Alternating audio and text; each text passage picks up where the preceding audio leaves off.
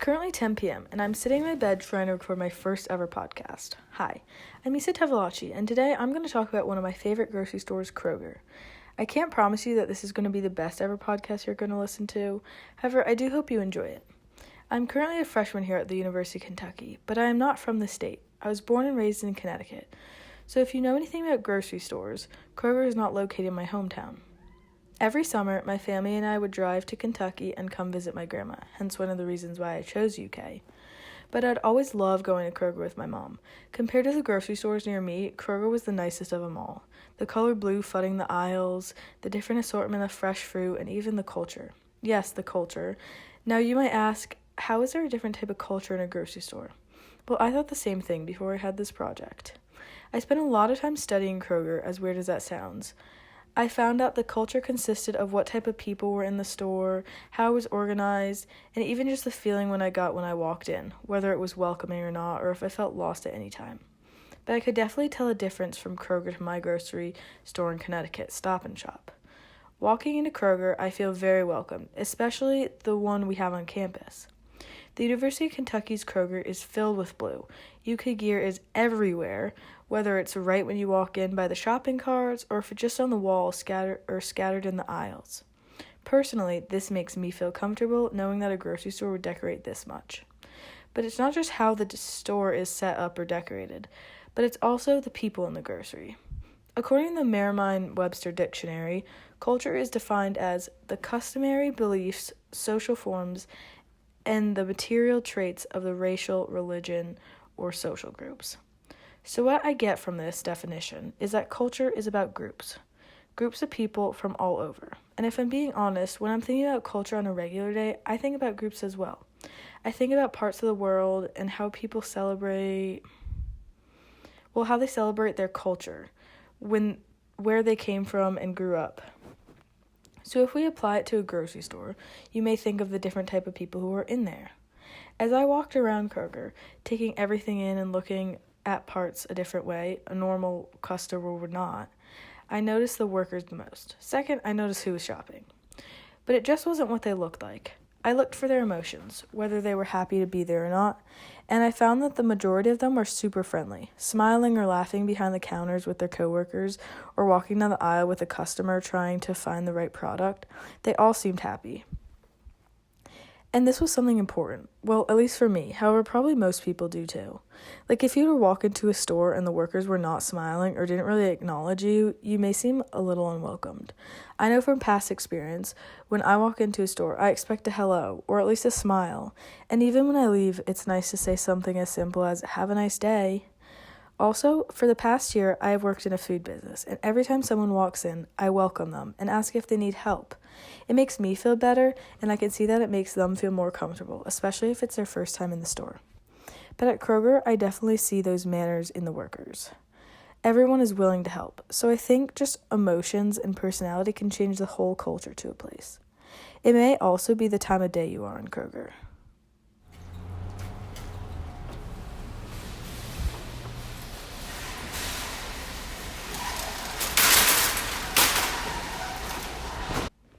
If you couldn't tell, that was my soundscape of doors opening and someone grabbing a cart.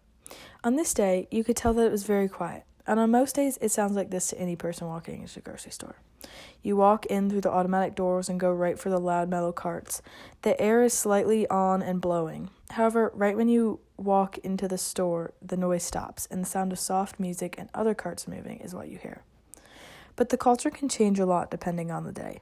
On game days at UK, the store is full of moving carts and family talking about what the best side is at the tailgate would be, or if they should get that extra bag of chips or not. Each game day, it is very busy and can be stressful for some people. However, the workers still look happy, with smiles on their faces and willing to help. So even though the culture seemed different, looking at an outside view, it is all in the same some aspects. So going slightly off topic of culture, I asked two of my friends who are frequent shoppers at Kroger a few questions for my interview. First, I talked to Kayla. Do you feel welcomed walking into Kroger? I feel very welcome walking into Kroger because I really like the service here, and they have a bunch of college students and college stuff like UK gear, and especially for game day, you could get your dips, your chips, and even gifts for your grandparents like clothes. Perfect. Then I talked to Ellie. Do you like going to Kroger, or would you rather go somewhere else to shop? I like going to Kroger just because I know where everything is, and the store just has like a natural flow to it. I can always get what I need. I know they'll always have it. And I'd say the workers are always very helpful with customers. They're very nice. Thank you. Do you normally have a list going into shopping? And if so, like, what do you normally buy? I do normally have a list. I pretty much get the same grocery items every time. There are some times that I walk through and I see other things that I want. It just depends on what kind of trip I'm making. I usually start in the produce section. I get all my basics, stuff for salad, avocados, peaches, some fruit. And then I usually go and get bread, always whole grain, of course. I also get sushi for dinner, typically. Then I make my way over to the cold section, as you would call it.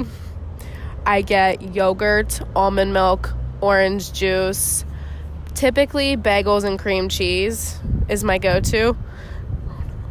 I then, if I'm feeling like it, I get ice cream if it's a good week. Sometimes it's not. And then I make my way over to the cosmetic section.